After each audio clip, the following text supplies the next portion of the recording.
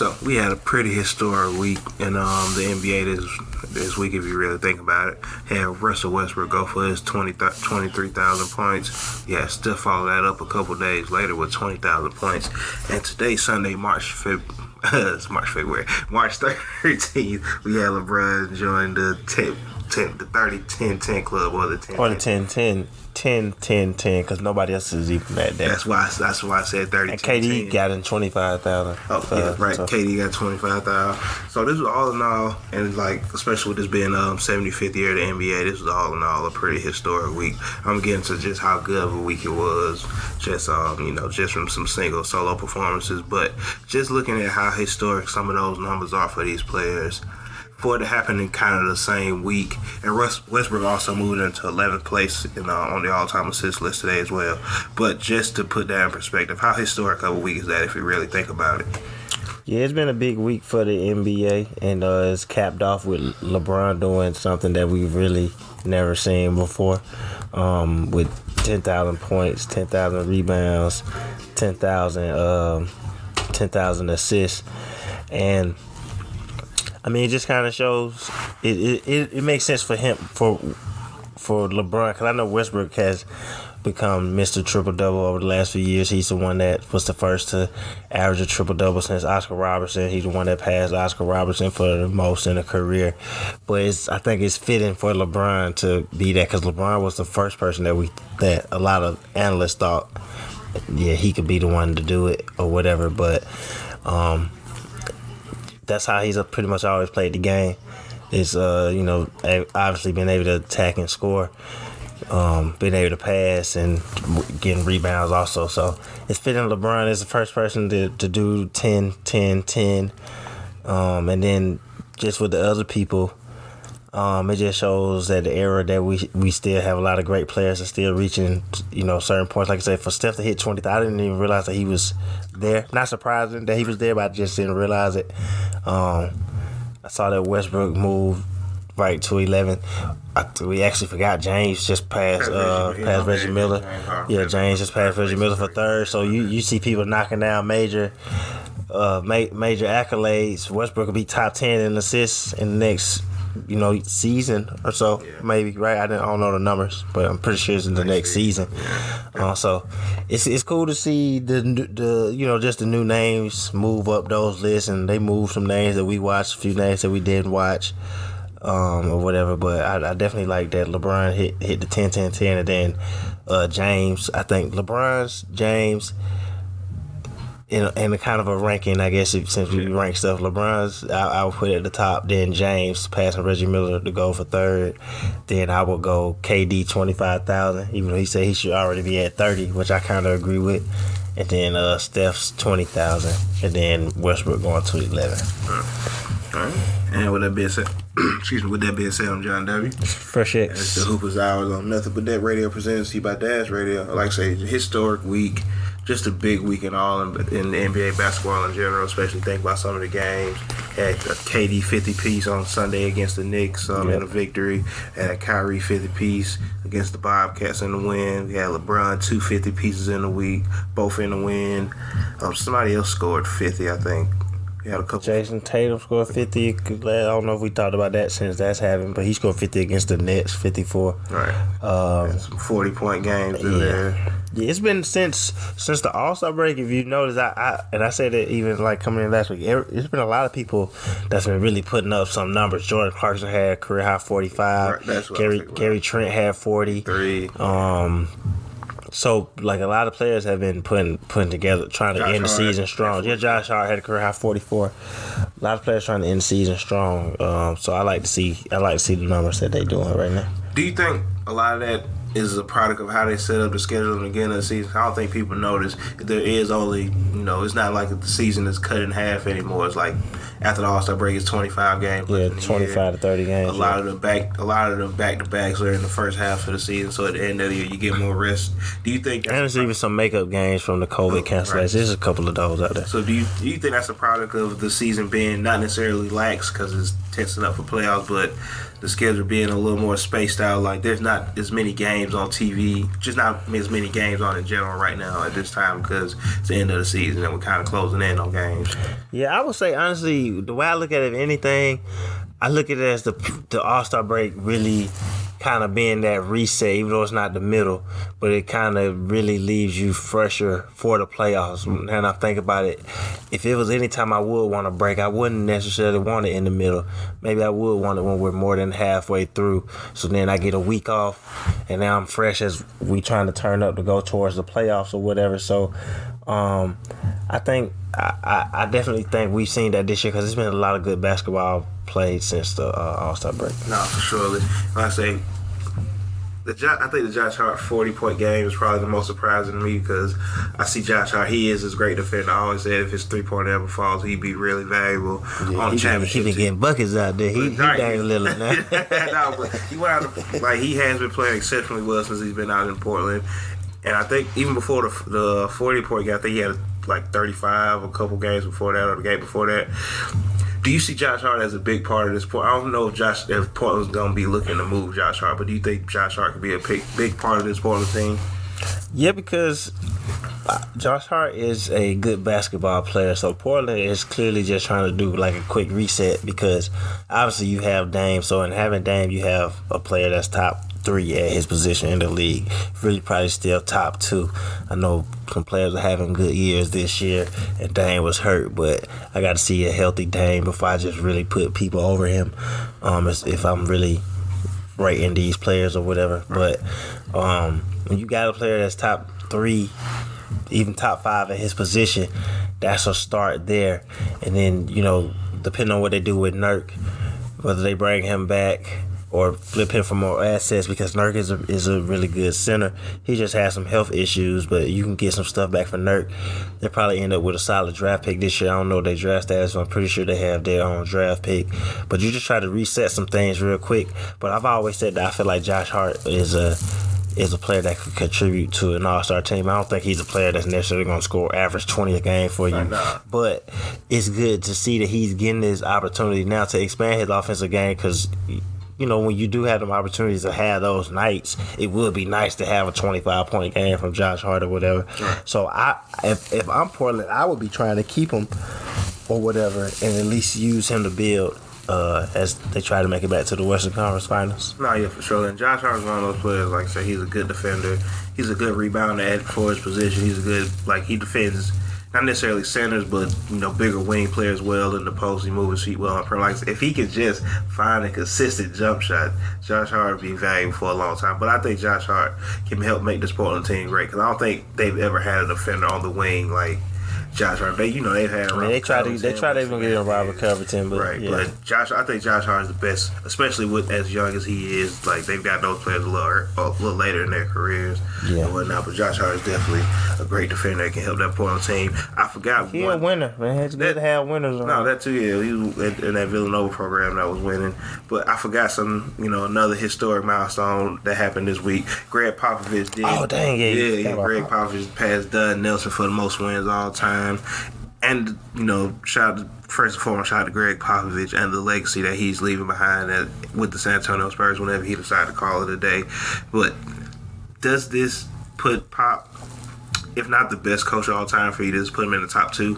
Have you go on with the championships, Coach of the Year awards, just the record in general, then you have the most wins all time. Does this kind of put him in the top 2 for you? For me, yes, but I'm not mad if it's not solidified. There's a lot of arguments for him in the top 2. And then especially even if you look at the amount of games he's coached with the wins, he coached like way less than all the other coaches that are there in that top 5, except like Pat Riley, who also has less wins than him or whatever. But I think this is enough to put him there, and especially since where he's built with the Spurs. But I'm not mad if you have Pat Riley in front of him. I'm not mad if you got Red R back in front of him. Excuse me. I think most people have Phil Jackson number 1. I do. But that's why I said number 2. I think any form of those 4 is okay. Is cool. Cause even you gonna get a few people that think he's the best coach of all time. I'm not mad at that. I'm not mad at that either because the argument against Phil is always that he had the best player ever, but Pop won his championships with a top 7 player ever. Tim Duncan's top 7 in my opinion ever. But worst case scenario, he's top 10. He's the best power forward ever. If you like him at center, he's one of the best 5 centers ever. Right. But he's a power forward.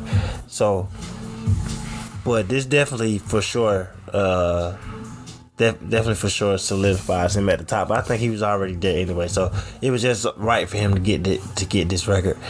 Now it's just a matter of, do we want to just put him closer to probably kind of retiring? Because I feel like he has wanted to maybe hang it up, but I think he likes the young players that they're developing and got a kind of a new life there. So it'll be interesting to see where Pop goes with it. No, for sure. And just speaking on that, I seen something earlier as reportedly whenever Greg Popovich does decide to step down, Quinn Snyder might be first in line for that coaching job at San Antonio. You like that? Because he kind of helped. Did he coach on the Pop?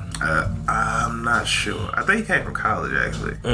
I'm not 100% sure. But I think he's done a good job with Utah getting most out of those players. I'm not saying that as if he can't get more out of them, but at this point, he's gotten a lot out of those players. He's helped Mike Conley make his All-Star game. You see what Donovan Mitchell doing night in, night out. Rudy Gobert, Jordan Clarkson coming off the bench, 6th man of the year. Do you think he'll be a good fit in San Antonio? He would be, but I don't know if Quinn Snyder... I don't know if I'm going a current coach that's in the NBA. It's not a current coach that sticks out to me that I'm like, yeah, I will get him, except for maybe like Nick Nurse. I would try to get Nick Nurse if I'm going current coach or somebody like that. I feel like the job probably would be one of his assistants. I'm not sure which one, but I feel like it'll probably be his assistants. His assistants are head coaches all around the league. If you look at it, people have always hired from the Pop tree. So I can see it being one of his assistants. But if I was going to current coach, I'd make a splash. I'd go get Nick Nurse. Nick Nurse probably be a good decision. Like I say, that's what's being reported. That who knows how true that is, or if Quinn Snyder's even thinking about leaving Utah. And I don't think Nick Nurse will leave. But if I'm offering somebody, that's what I'm offering. Yeah. No, yeah, that makes sense. He plays a very Greg Popovich style of offense with his team, so I can see that working. Yeah, for sure. But back to the game. This was a real big game.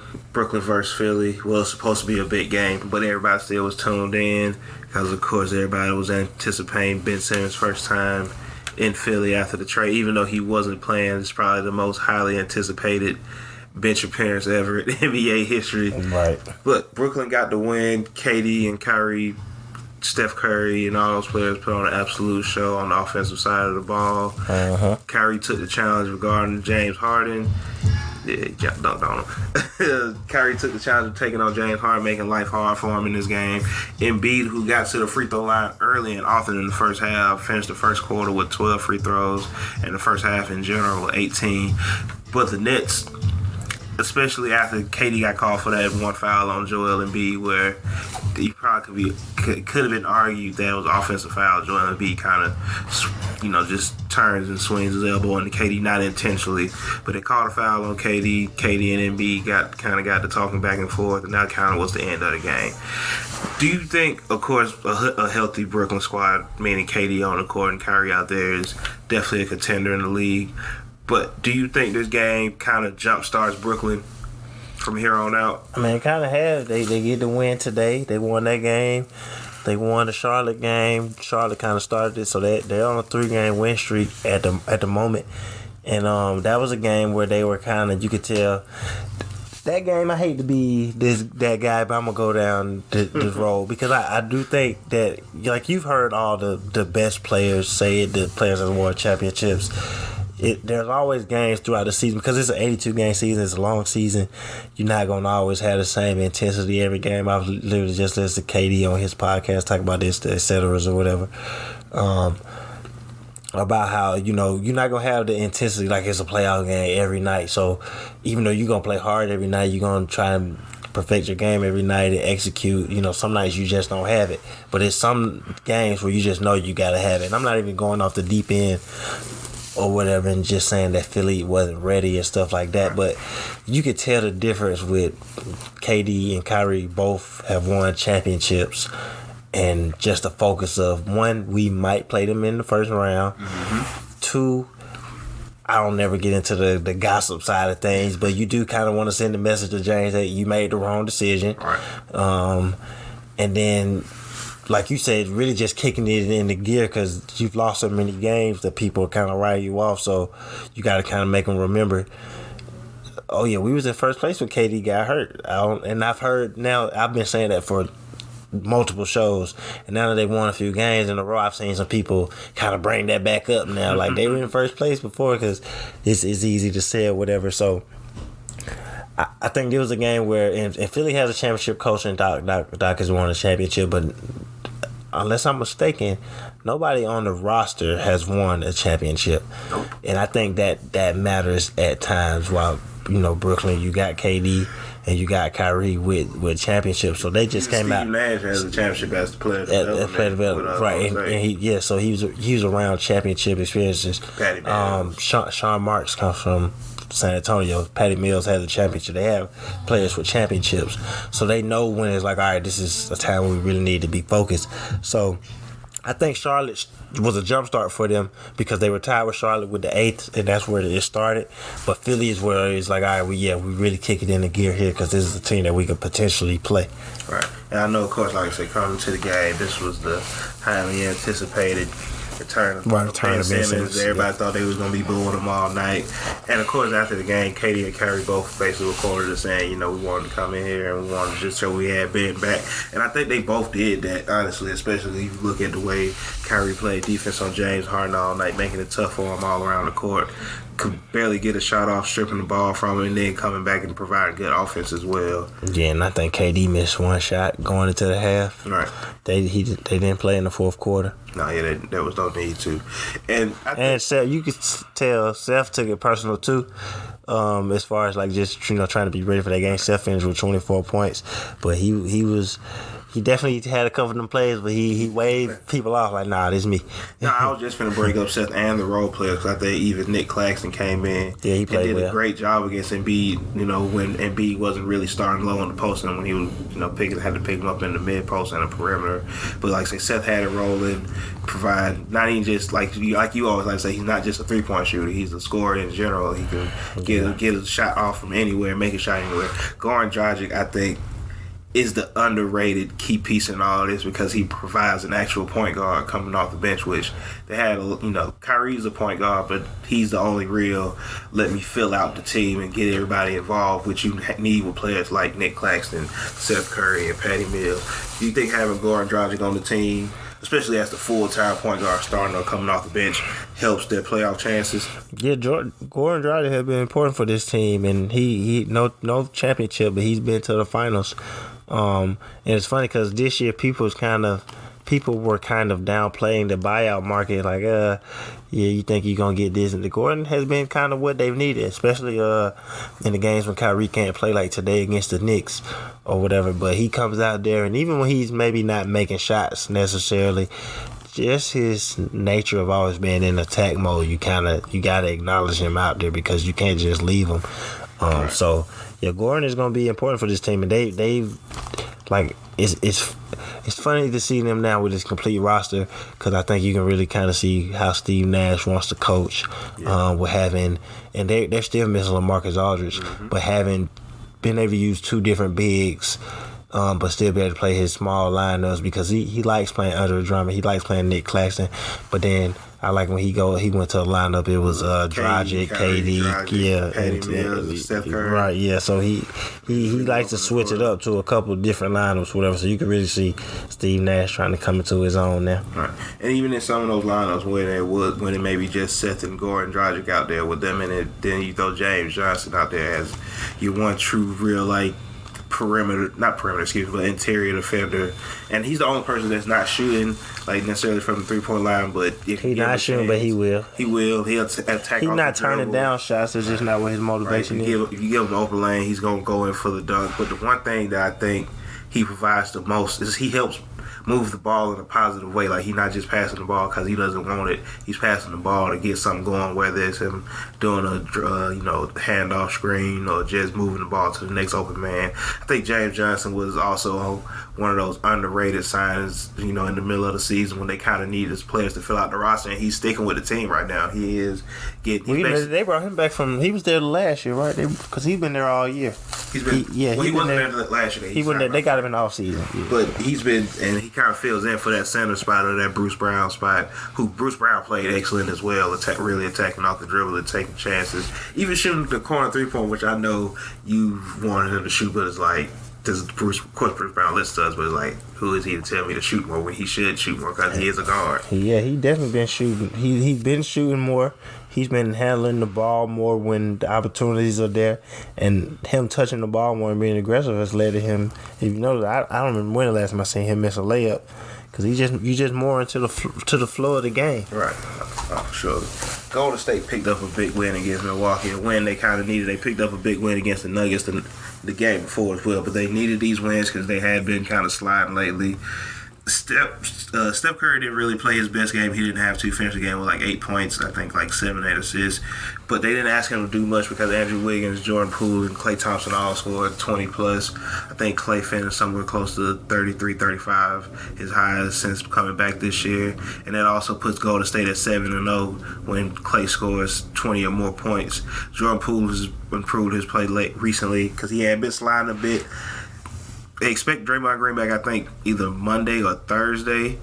Do you see Warriors kicking in the gear? Right, like I said, because those are 2 big wins that you really need against the Nuggets and Milwaukee, 2 playoff teams.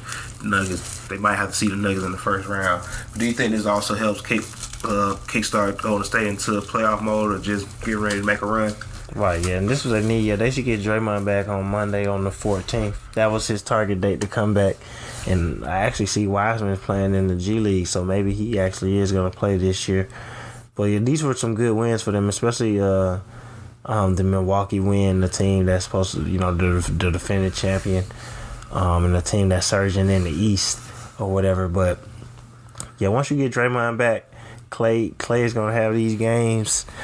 As he's getting more comfortable, which you want him playing his best basketball in the playoffs, which is why I just don't think it's been a big deal that he's been off. Some people have been really dramatic about it on NBA Twitter.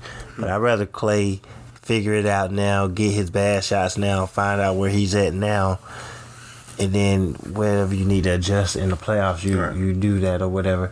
I like Steve Kerr, the lineup he went with yesterday, going with Jordan Poole in the starting lineup. Went Poole, Wiggins, Klay, Steph, and Kevon Looney. Right. But then, of course, you're going to switch it up a little bit more when Draymond comes back.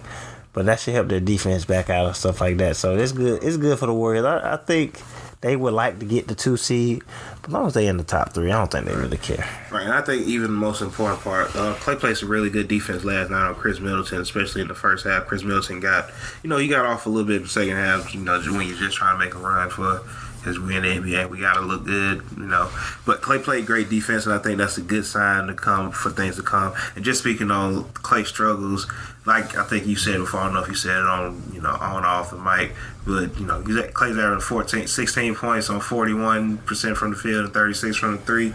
How many $90 million contracts do we see getting passed out for those numbers? Yeah, right. Yeah, this year he's 17.7 a game.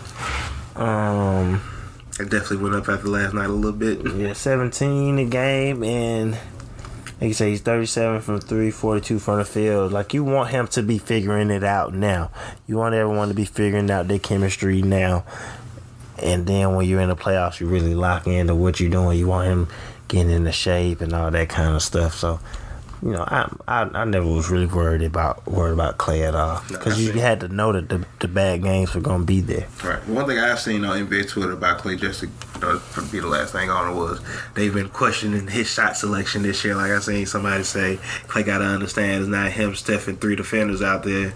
There's other people out there that can score and shoot. Like, I was just thinking, I didn't respond to it because it was one of the tweets I ain't want to waste my time on. Like, Klay led when KD was there. Klay was leading them in shots taken. Like, Klay is Klay. He gonna shoot if he feel like he open or he can take the shot without it being, deflected or hindered or blocked, he gonna take the shot, and that's who he is. That's always what Clay has done, honestly. And I think the people who think Clay's taking bad shots, they just haven't watched him play. Clay has always played aggressively like this. That's just always been his game. That's what he's out there for. No, yeah, definitely for sure. But speaking on James Brown, like I said, he has been playing in the G League, and Steve Kerr is definitely going to want to try to figure out a way to working him back into the rotation. Do you see him starting when he come back, or maybe that's how Steve Kerr working back, coming off the bench and backing up Kevon Looney, who has been playing well in the starting center spot? He don't start this year just because Looney is starting, and Looney was part. It's been there through the championships and stuff like that. So I think you just continue to go with that. But if he would have came back earlier, I think he would have started, and I think he'll start next year. But just because where he's at now and where the season is, right, I think they keep going with Looney. Unless he just plays really well, because, he was the starter, and he is the starter. But I just think once if it's the playoffs when he come back, it's probably harder to put him in the starting lineup than with Clay, and especially too, I think Clay would started either way because Clay is Clay. Right. That's just what you do with those players. That's what Steve Kerr has always traditionally done. Like if you're a starter, you're a starter. When you come back, you're gonna start.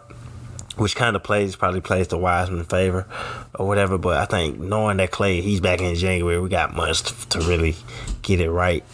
Opposed to, all right, we can't really do no trials during the playoffs. Right. Might play into the decision. No, for sure. No, yeah, that definitely makes sense, and that definitely might be the list.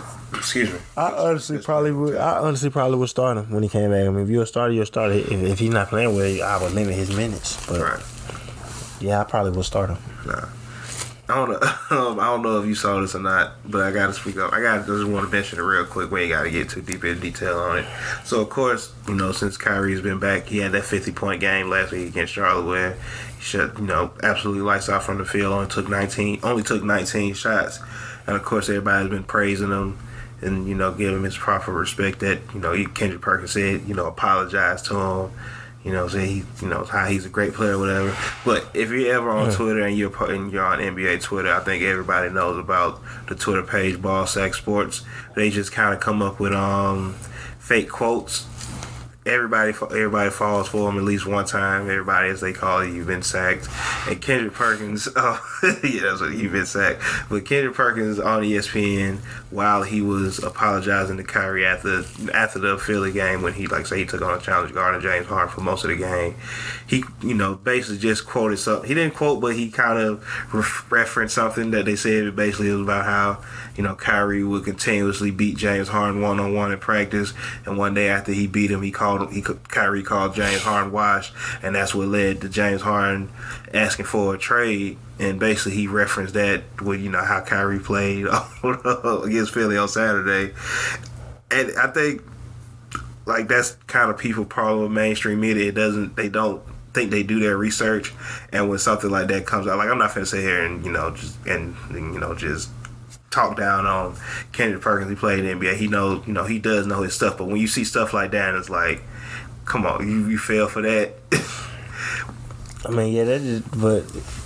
That show for one that clearly he's active on Twitter, so that's what kind of that happens when you active on Twitter and you see all the accounts, you just see random stuff like that. But that also goes just to show you, he didn't research it at all. He just straight reacted to it. So, which you've seen everybody do, but you got to do it a little different when you going on TV. Right. But everybody's done it, so I don't even follow Kendrick Perkins, and I ain't mad at him. No, I don't want to talk down on him. I just thought it was funny that he would even, like I said, he is very active on Twitter. I've seen him definitely interact with a lot of people that's on NBA Twitter, not even necessarily mainstream media type people. But I just thought it was funny that he would reference that on ESPN just to add more fuel to the fire. But the Dallas Mavericks and the Boston Celtics also had a game today where the Mavericks won by 3. Where early on Jaylen Brown looked like he was trying to take over the game. He had a couple big dunks. One on Maxi Keebler. We absolutely put him in the coffin. Dallas, who's been playing, both teams have actually been playing great lately. Dallas and Boston. Boston, the best defensive team right now. Luka and that backcourt has been absolutely amazing since they've added Spencer Dinwiddie at the trade deadline. They both got about the same record, both in the same position in their respective conferences. 5th place. I think Dallas just moved to 42 and 26, and this put Boston at 41 and 27. If I'm not mistaken, 41-27, 41-28. Either one of them. Do you think with the skill set of the players they have and how they run their teams, Boston with their 2 high-scoring guards and great defense, and Dallas with their perimeter-oriented attack with shooters and ball handlers everywhere, and then slashers, do you think this could be a potential championship match? Because I know a lot of people, especially with how Boston is playing over the last since February, think they look like a championship team again. Yeah, when I was watching it earlier, because I watched some of the game. I actually thought to myself, like, this would be an interesting matchup if it was a finals matchup. And they both have players. Boston has 2, and Jason Tatum and Jaylen Brown, and then of course Dallas has Luka. They both have players that, those are the type of players that get you to the finals. I don't think it's a matchup this year, but it's one that I wouldn't be surprised to see down the road. But they both have a chance to make some noise in the playoffs this year. I mean, where they're both currently slotted. Boston has Chicago in the first round, and Dallas has Utah. So both of them can win those matchups, and you get the momentum, and then they would play the first seed in the second round. Dallas matchup probably is a little bit tougher, seeing Phoenix. But I can see Boston, taking care of Miami. Yeah. But I definitely thought to myself, like, this would be an interesting finals if they made it to the finals. Oh, sure. Do you think this is the year Dallas gets out the first round of the playoffs? Yeah, because I think, especially if they play Utah, because I think Utah's run is about done, and I think Dallas can do it. And then their players are playing really, really well together. They're mixing really quickly as they just added Dinwiddie. Finney Smith is playing well. Keebler, Powell looks good out there, and of course Luka is Luka, and Jalen Brunson's finna get a lot of money in the offseason because he's having a really good year. So I think Luka could get over the top this year and make it out. Yeah, that definitely makes sense. The Minnesota Timberwolves picked up a big win against Miami Heat. Of course, Jimmy Butler didn't play in the game, which you like to say Jimmy Butler don't like playing basketball. He never plays. But Minnesota also kind of... That's why I wonder should he have been an All-Star this year. He hasn't had this... Miami's been good, so you ain't really paying attention to it, and he's averaging 20, but like his shooting numbers are down. He's missed about 25 games this year. Jimmy's always out.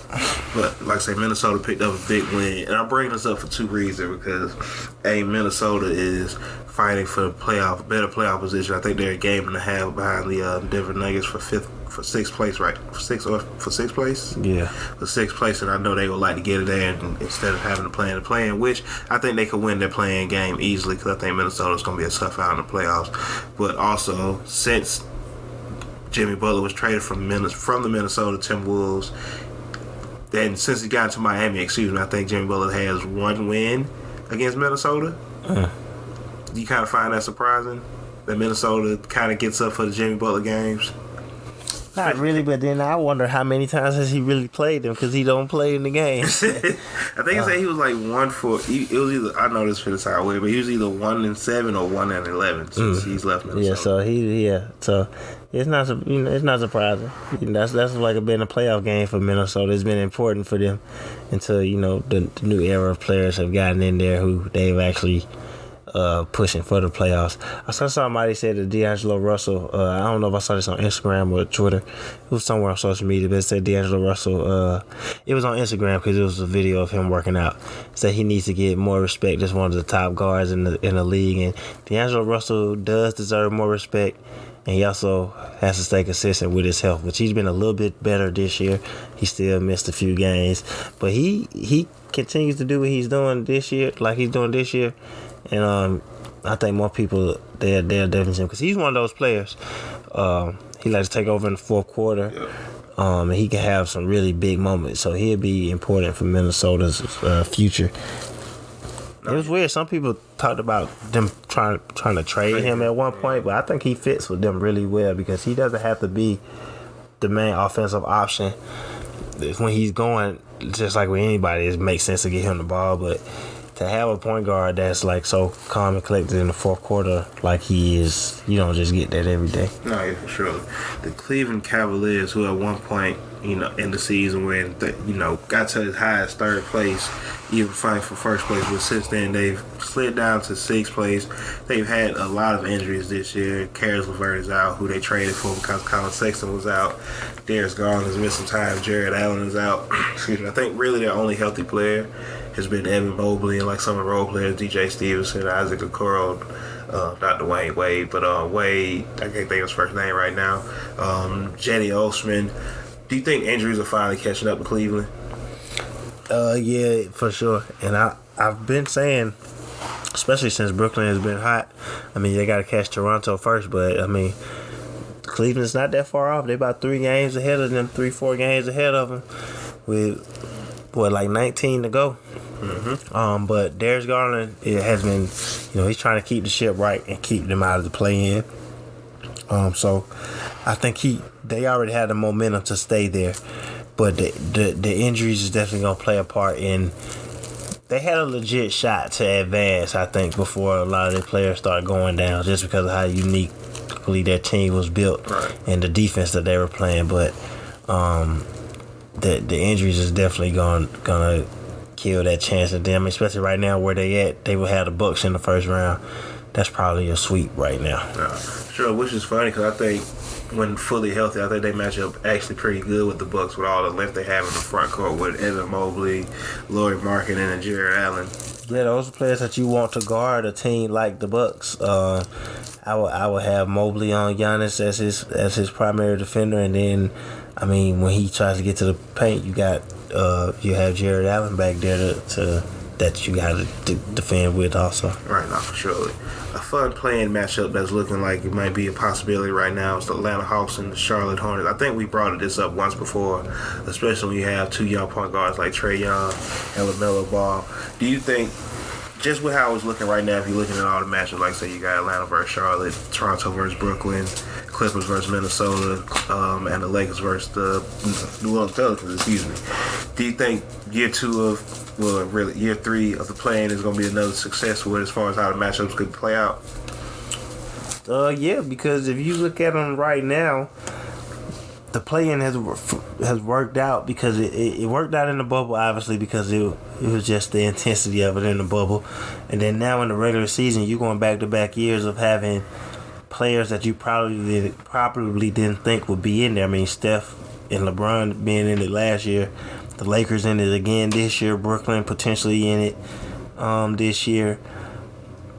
Could get Paul George and Kawhi Leonard back for the if they play, and then North for sure with Atlanta with Trae Young. So you got players that people want to watch, and that goes into it also because the NBA is a business. So the play has clearly been successful, and it just led to people. For one, it got people out of the tanking mode because you actually got a chance to make the playoffs, and if you don't make it, I mean, you still get a lottery pick. So It's made the league more competitive. You don't hear as much about tanking and resting players and stuff like that now with the play-in. No, surely. And I know people hate when Adam Silver kind of bring it up, but do you think the play-in is kind of satisfying his tournament needs for right now? Like, he hasn't really brought up a tournament, adding a tournament in a while. Well, actually, in his last interview, he's still on that tournament train because they want to add something in the regular season, like a cup type thing to give people more to play for. And I just think that's his way of wanting to involve international teams, and it just a breakaway from the traditional schedule that we've all seen for so long now. So that might be interesting to see because if you do start breaking away from that and you have these tournaments, that may mean certain teams would play less. So that could make certain matchups be a little bit more highly anticipated because imagine if these East Coast and West Coast teams that only played twice already, now you only played once. Or since we played in this tournament, and because it's still gonna be within the season, so it's still a matter of playing 82 games. Mm-hmm. So now it's like maybe y'all don't play at all or something. I don't know exactly how they do it or whatever, but it could make games a little bit more anticipated because it's like, all right, we didn't even see y'all play for real, so now how is this gonna play out? But yeah, he's definitely still pushing it because, I mean, it makes sense as far as just trying to. They got the new TV deal coming up, so Right. you gotta sell more basketball or different type of basketball. Otherwise, it's like, why are we giving you more money? Yeah, the numbers are good and this and that, but why are we giving you more money just to get the same thing? And it's like, all right, yeah, we also can add this and this, and we're gonna, like I said, that's how his way of involving the FIBA basketball and things like that. But I mean, I guess that's his way of trying to keep the regular season interesting. But I think it's been more interesting with the play-in alone, because now you got to keep, people are trying to win. I mean, the Pelicans went and traded for CJ. You would have thought their season was a wash without Zion, but they were right there with the play-in. They got the young Ricky Herb Jones playing well, Brandon Ingram's playing well. They said we got a chance to make the play-in. Let's show Zion that we're trying to build winning culture around here. And, they're in the play-in right now. So I think it's, they're doing what they need to do. Yeah, they have spotted Zion at the facilities in the last couple days. A couple pictures in there. Yeah, because they said why he's been out hurt. Yeah. So most of the time when players aren't hurt, a lot, sometimes they rehab with the team, but a lot of times they don't until they're starting to get cleared for certain things. So if he's not around the team, I would imagine, he's not clear for certain activities. Right. So a lot of stuff been way heavy on Zion this year, but that just come with the status. Yeah, number one pick. He has a top, and none of this is relevant, I guess, but it is. But having one of the biggest shoe deals ever for a rookie. But then also his first year, he averaged 27 points per game, 60% from the field. All-star, ended up being a replacement starter. So it's been a lot put on his shoulders. No, sure. But just speaking on the tournament thing, at trying, another cup like championship, we seen in the Last Dance where the Bulls did go to France and win a tournament like that, where they won something, an international championship. Would you like to see, that's not really a thing that you hear about anymore, for real, where the team, the best championship, whoever wins championship in the NBA go and do that. Is that something that you think should be a thing again, maybe the 5-6 best teams in the world between the NBA and international teams? I definitely think they should add because I don't think playing more basketball is ever bad, and you calling yourself the world champion anyway, so I definitely think that that's definitely a way to continue to grow the game and bring more attention and just see some real competition. Because it'll be interesting to see our top team, not just the Olympic team where it's just the best players, but all right, this team and these guys is on this team and they're, is it CSK Moscow or something like that, to see them play a team that win, or FC Barcelona, Real Madrid. Yeah, Real Madrid, to see them play, or whatever, to play the Bucks, to play Phoenix, to play Brooklyn or whatever in the championship. So I think it's something that they should run with, and it'll only lead to more money for the league too. So that'll be a good thing. I like that. Also helps with the TV deal and whatnot. Right. Okay, so the Phoenix Suns picked up a big win against the Los Angeles Lakers today on the Sunday, March 13th. I can't think of the final score, but it was a very, very, very big win. And before the game, Anthony Davis, I don't know how true these quotes were. I seen it one time, but it looked like they're true. And basically, a reporter asked him, if he was fully healthy, do they think they could have beat him last year? And he says, of course, I know that, we know that, they know that. And not just to get into last year. If you're Phoenix, you probably, because of course before the game, everybody's on Twitter and Instagram and whatnot. If you're a Phoenix star player and you see that, do you think that add a little more motivation, even though Anthony Davis didn't play tonight? A little more motivation, let's just go out there and beat them again. The Lakers haven't been close to beating them since they won that last game and since they went up 2-1 in the playoffs last year. Right. Yeah, and games haven't been close either. Yeah, and that definitely just adds to it, or whatever. But it's easy to say if you was healthy, this and that. But I mean, you're not even healthy right now. So when are you gonna be healthy, really? So that's not even the focus that you should be having on. If I was healthy, we would have did this and did that. All you need to do is just get healthy, because you probably gonna have to see them again this year. So what you gonna do this time? Right. No, yeah, and I feel like like I know you've been saying it, a couple people saying the Phoenix Sun is like almost what you would, probably the closest to a complete team you have in the NBA right now with how that roster is filled out. Right. Yep. And like I say, right now, I think basically the Lakers are fighting for 8th place right now at this point. Do you think they, even with AD healthy, do you think they would stand a chance at Phoenix, maybe even just win 2 games, like not completely get blown off the court? They could. I mean, as long as LeBron's on the team, you could win. They could win 1-2 games. As long as LeBron's on the team, they could go 7. Honestly, it's LeBron. The regular season isn't over yet, so a lot of games left to be played. But no, I'm saying in a playoff series. They can go 7. Yeah, if LeBron's on the team, it could be a 7-game series. I don't think that they're gonna beat Phoenix this year though. I would pick them against Memphis possibly, depending on the health of Anthony Davis going into that round. But they're not beating Phoenix. Phoenix would more likely beat them 4-1. But I wouldn't doubt that LeBron could make it tough on anybody. Right. Just play the best 7 games that he got in them this year. Especially in the first round, since there's so many other games with the TV stuff, the games are a little bit more spaced out, opposed to it's like the finals where it's for sure gonna be back, one night off. You're right. Other than like that weekend game where you get 2 nights off, it's typically 1 night off. But the first round, you could still, 2 nights off, 3 nights off in the first round. So, but I'm not giving them any chance against Phoenix this year. Memphis.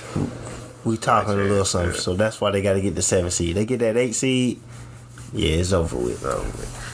Do you see a lower seed maybe sneaking off a playoff victory in the first round outside of, like, say, Dallas, of course, at the 5th seed? You think they could beat Utah in the first round? I think Boston is still in, like, 5th place. Do you see, like, a 6th or 7th place team being able to knock out a team in the first round, even an 8th place team? Do you think one of those teams can knock out a higher seed? The only lower seeds I see doing that this year is Brooklyn if they stay in the 7 to 8 range. I said Memphis Lakers would be interesting, but when you get into the other teams, Dallas as a lower seed, I can see them making it to the Western Conference Finals or something like that. But prediction. I don't know if they're going, but I wouldn't be surprised just when you got Luka, he gonna put you in the chance to do that. But like Cleveland, Toronto, Denver, Minnesota, Clippers, I don't see them beating anybody in the first round. No, that's fair. Like I said, it's just a question because you never know what can happen in any given year, especially since some of these teams will be getting some players back healthy. But sometimes it doesn't make a difference because of when you're getting them at the end of the season. Like I say, which we are getting to the end of the season. You don't have to go into a full explanation about it because we're almost by the end of the show. But you got your MVP list about ready, or just any of your awards list about ready? Nah, I ain't got no awards ready. I ain't even really worried about them right now. I'm gonna wait till probably like the last 5 games of the season. No, that's fair. Like I say, because of course that's what a lot of people say to be gearing that up, rounding off their narrative tale and spins on who they want to be their MVP or Rookie of the Year, Defensive Player of the Year. So I think the award's gonna be interesting this year. I think it's gonna be. I know a lot of people. I've seen, of course, a lot of people won't have Jokic as the MVP going back to back. Then you have the Embiid crowd, you have the Giannis crowd. But I think it's gonna be some interesting picks, and like every other year, some people's gonna be upset about who won the MVP because somebody's gonna say somebody got robbed of an award this year when realistically they probably did. But other than that, you got anything else? Yeah, nobody ever believed nobody got robbed. They just want to be right about it. I think it's all worthy candidates this year. I think it could go Joker, it could go Embiid. I think those are probably the best. Those are probably the top 2 options. And then after that, I feel like people are trying to force Giannis on everybody because they want us to think that he's not in the top 3 because of voters fatigue. But the Bucks have been up and down all year. I mean, they're the 3 seed right now, but they've been 4 or 5. They haven't been the top seed in the East all year. So it's a reason for that. But I think that conversation is really fluid. But I think it comes down to just like last year, Embiid and Joker. And Joker was able to pull it off after Embiid got hurt last year. If Philly finished the season strong this year, I feel like it's kind of more in his favor. But we still got a good amount of games to go. But now other than that, just as always, appreciate the listeners. Shout out to the Off the Ball Network. You can catch us here every Monday on the Nothing But Net channel through the Dash Radio app at 3 p.m. Every Wednesday, you can catch us on the Off the Ball Network's Facebook page, the Hoopers Twitter page, and the Hoopers YouTube page at 12 o'clock for the Hoopers afternoon session. You can rewatch that on YouTube. Just go to the YouTube, subscribe to the Hoopers page on YouTube, and anywhere podcasts are available, just search the Hoopers Pod. We are on Pandora, iHeartRadio, Apple Podcasts, Google Podcasts, Spotify, all of those cool spots. And that's all I got. All right, with that being said, John W. It's Fresh X. And this was the Hoopers Hour on Nothing But Net Radio, presented to you by Dash Radio.